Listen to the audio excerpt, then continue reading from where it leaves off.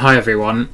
Today I'm going to be talking to you about precision agricultural technologies, all sorts of aspects around this, giving you a bit of an overview, but specifically talking about some of the environmental benefits which are associated with some of these technologies that you might not have heard of.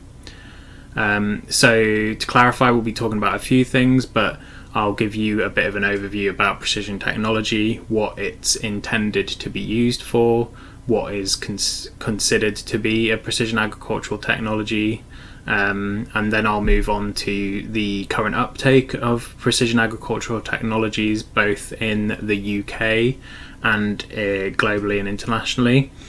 And this will feed into the next topic, which will be having a quick look at the barriers to why uptake in precision agriculture technologies is lower than we might expect it to be, considered some of the benefits that are thought to be associated with these kind of technologies and have been demonstrated in certain cases.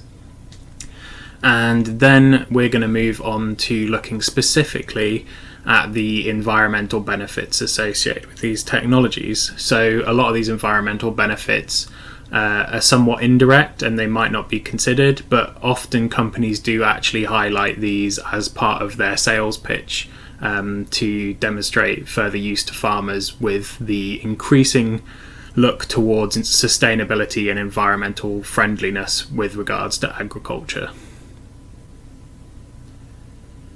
So, precision technologies in agriculture. So what is it all about?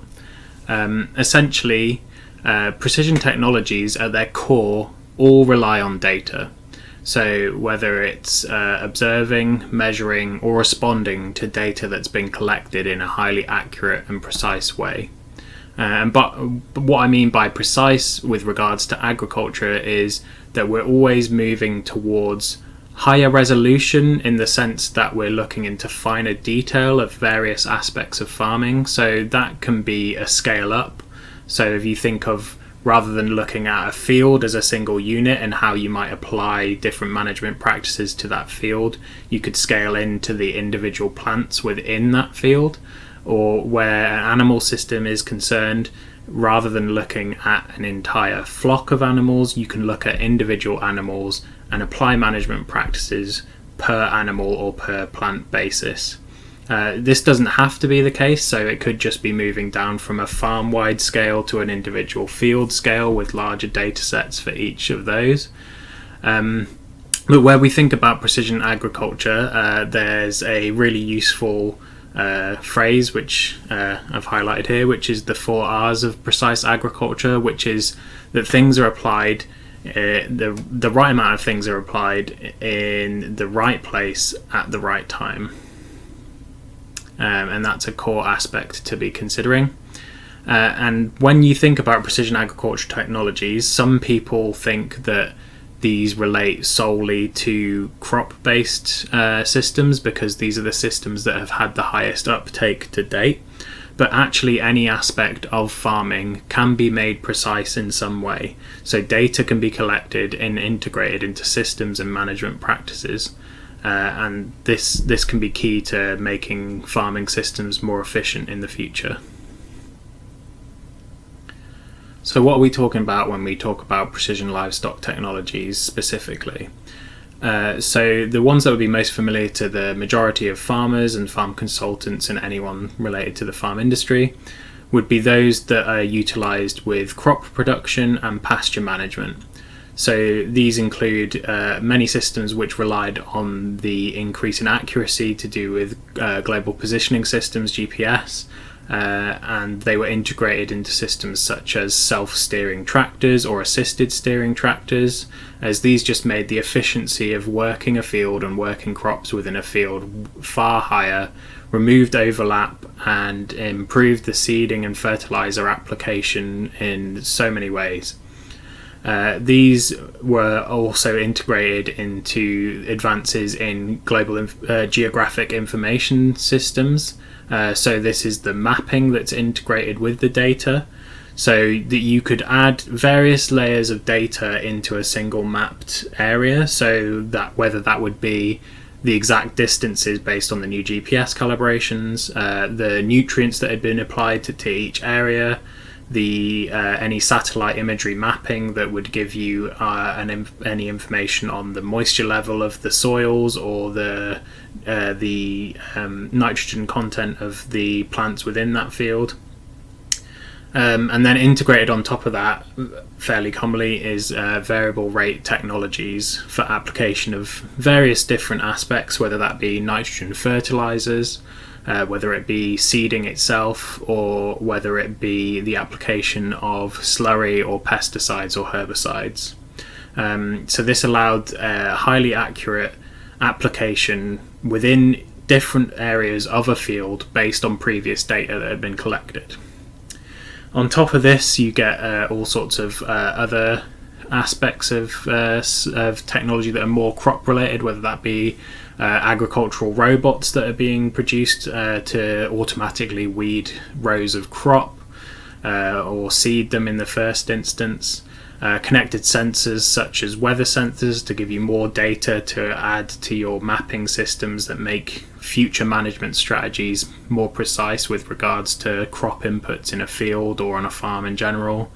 And then also things like unmanned aerial vehicles provide highly accurate mapping to a higher resolution than a lot of satellite mapping. And these are becoming cheaper and can be equipped with the same kind of sensors that satellites have been able to be used for to gain information on the health, the nitrogen content, and the moisture content of soils and plants. And all of this is integrated together with usually cloud-based or software-based systems which can pull the data and often, in many cases, give specific managerial outputs based on that data. So alongside crop and pasture management based precision livestock technology applications, there are also livestock based technologies. So a lot of these are on animal devices, as you can see exemplified by this cow, but this could equally be any other livestock animal or even poultry, which have many on animal devices being developed as well. So some of the examples here being collar devices, which are often accelerometer movement based sensors, or the ear tags, which are often movement based or will also include temperature based sensors that go in ear so that you can get an idea of the animal temperature relating to health. The movement sensors all look to use behavioural cues to determine things like estrus, whether an animal is feeding correctly, or just generally behavioural changes that could be linked with illness. Then you have some other on-device animal sensors which have been developed from human-based biosensors, so such as the Band-Aid based device and the tattoo based device. Both of these essentially look at the sweat that's coming off an animal, and there are many indicators of health and the effective utilization of feed that can be determined from the sweat of an animal. Rumen boluses are another common one, and they're used for both looking at the rumination of the animal and ensuring that nutrients is being digested and degraded efficiently, but also giving a really highly accurate core temperature of an animal, so it can be utilized for looking at illness again, as temperature changes are very prominent in various illnesses. And then vaginal boluses are being utilized to look more into fertility, as one of the big areas in both cattle and sheep based systems where losses are made productively are in effective fertility and calving and lambing of the animals. So tail-based sensors systems such as Moo-Call, which is a common one that many farmers will have come across, included here, and they help to ensure that farmers get alerted when calving is going to occur so that assistance can be given if required. And then off-animal sensors broad as well. So you could have automated systems as part of your milking parlour. You can include weighing scales within this so that you can keep an eye on the weight gain and the health of an animal throughout its period of time and ensure that productivity is high. You can also have sensors integrated to monitor cattle, livestock in any form, lambs, poultry in farm that use that use cameras, and they can look at patterns of changes in the behavior of animals and suggest where illness or management practices might need to be changed. And there are all sorts of audio sensors which can detect pig coughs, for example, and look at illness. So these systems are broad, and they're becoming far more commercially viable now as more companies are putting a lot of R&D into these devices. So what are the benefits of precision technologies? Well, to start with, you can look at a system to an individual level. So whether that's individual plants, individual animals, individual fields, or even individual sections of a field, if you separate these fields into management zones via various mapping systems and soil sampling. And this means that you can importantly apply inputs in a highly specific way that are efficient for that one individual.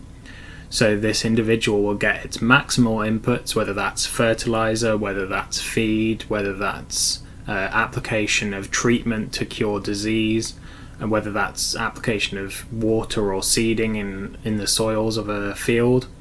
And this can mean that optimum production yields are gained, whether that's production of crop, whether that's production of meat, production of milk. All of this can be improved by applying highly specific inputs.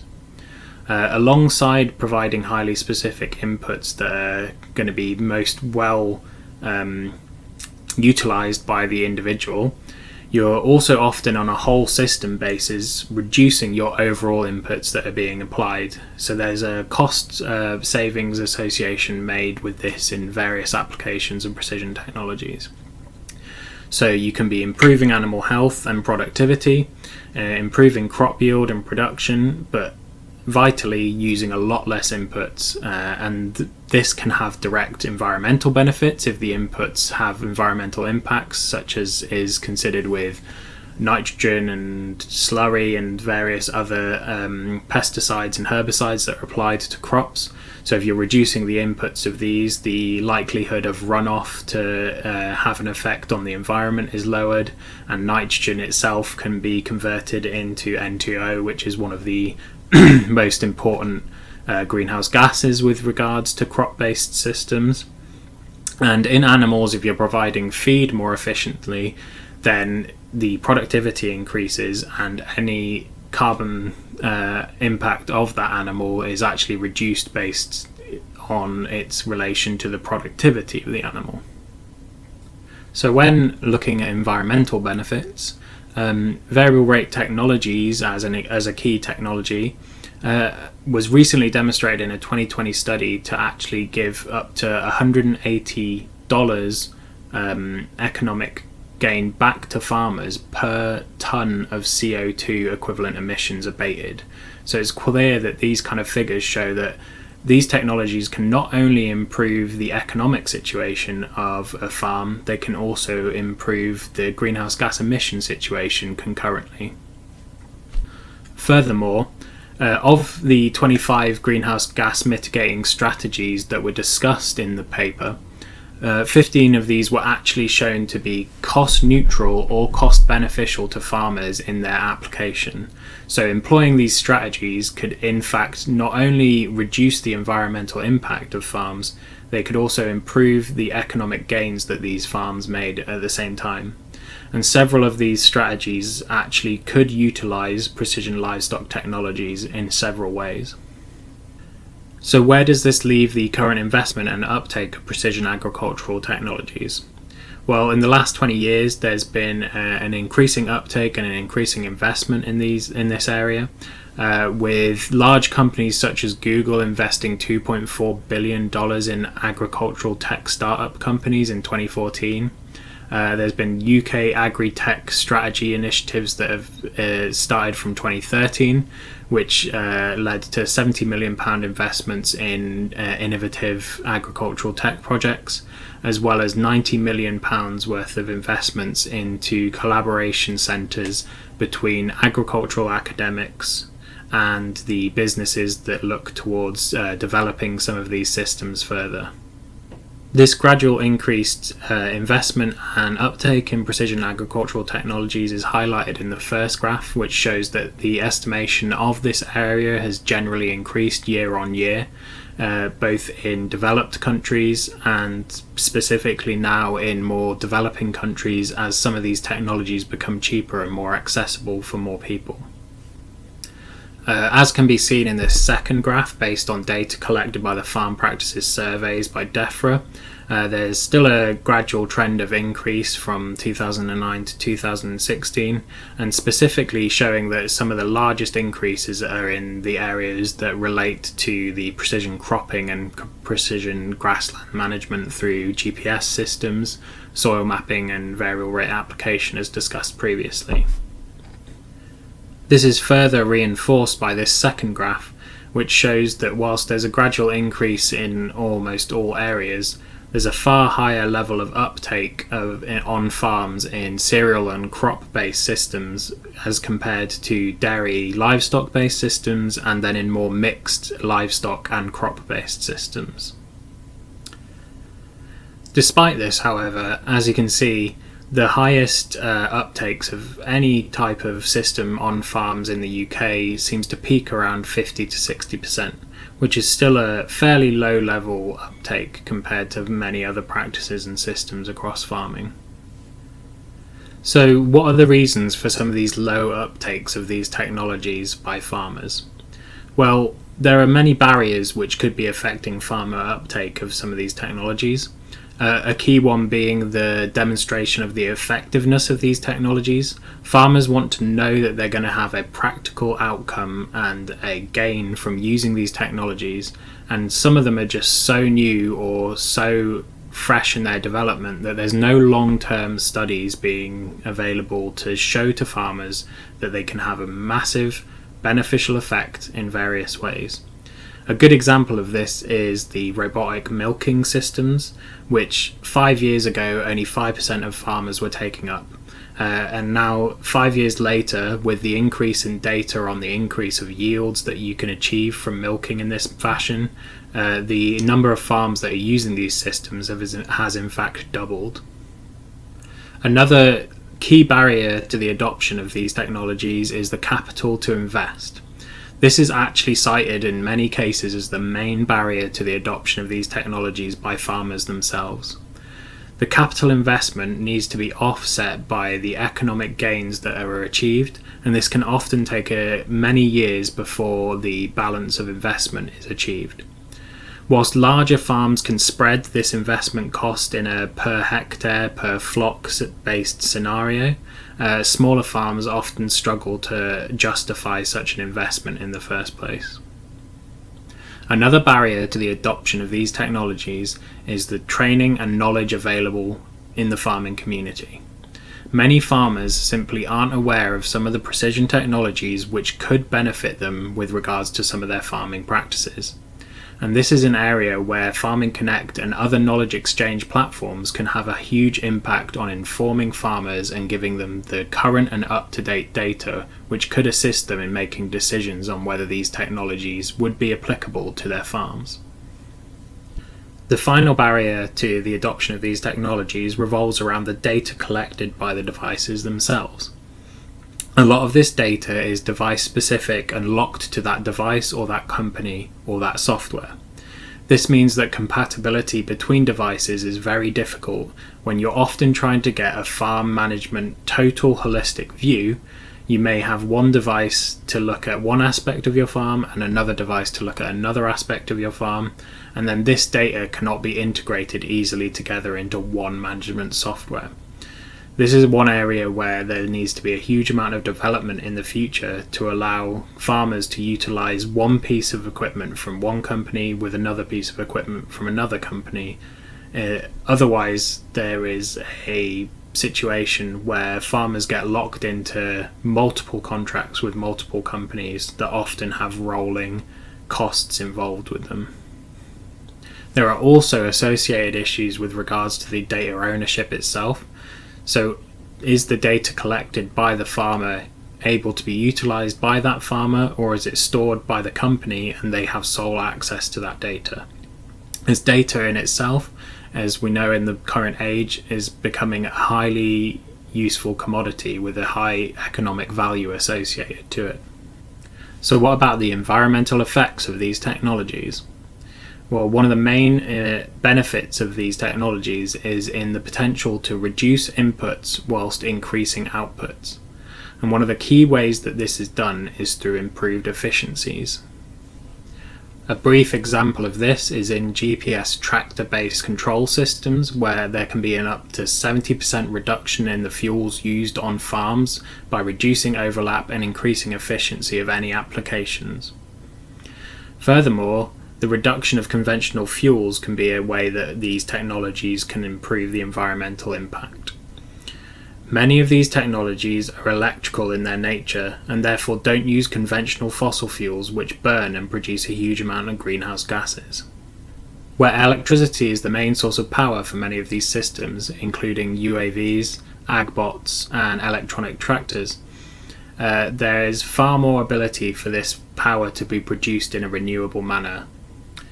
Finally, many of these systems look to actually reduce the detrimental outputs associated with many farming practices, whether this is GPS self-steering systems associated with variable rate technologies which can reduce the amount of nitrogen that's applied to fields, therefore reducing the amount of N2O gas that is produced. Whether this is the use of soil management strategy softwares or soil management mapping systems, which can give a better understanding of the soil health, which can be improved to then reduce the amount of runoff, which leads to pollution of waterways, for example.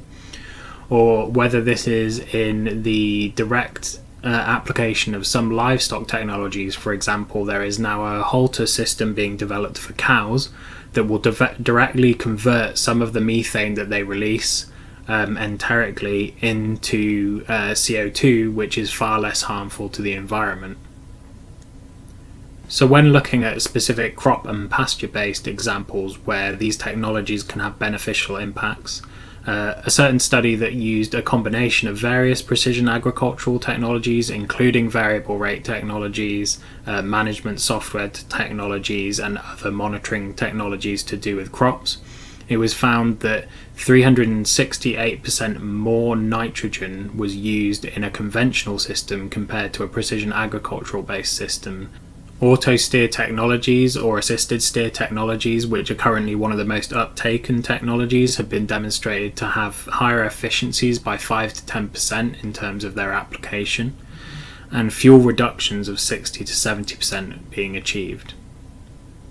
Variable rate application technologies have been demonstrated to have beneficial effects on greenhouse gas mitigation, as well as having demonstrated effects on increasing the yields and potentials with the amount of nitrogen used by up to 8% in many studies. As well as this, there's the suggestion that there is the high possibility of moving away from fossil fuel dependent machinery with regards to crop and pasture management towards totally electric or hybrid machinery by 2030 or 2050 in the agricultural industry. With there already being designs for hybrid tractor systems that could reduce greenhouse gases produced by up to 50%.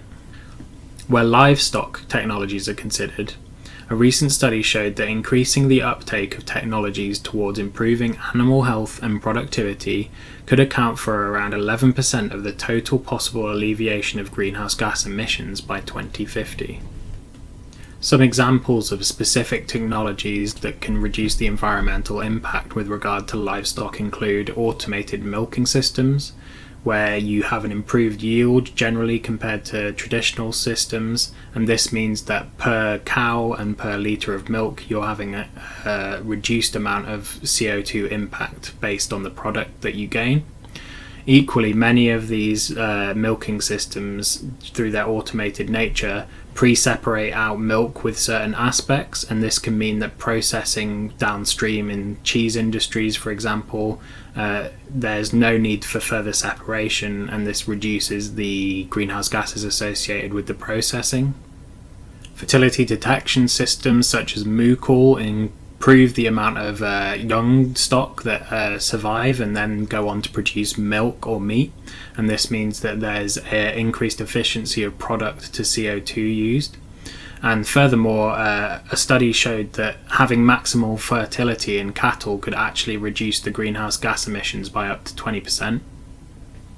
Illness detection systems, whether they're movement-based or image-based, regardless of the way they operate, can reduce the productivity losses that are associated with disease and illness, and therefore increase the product per greenhouse gas emission of animal ratio.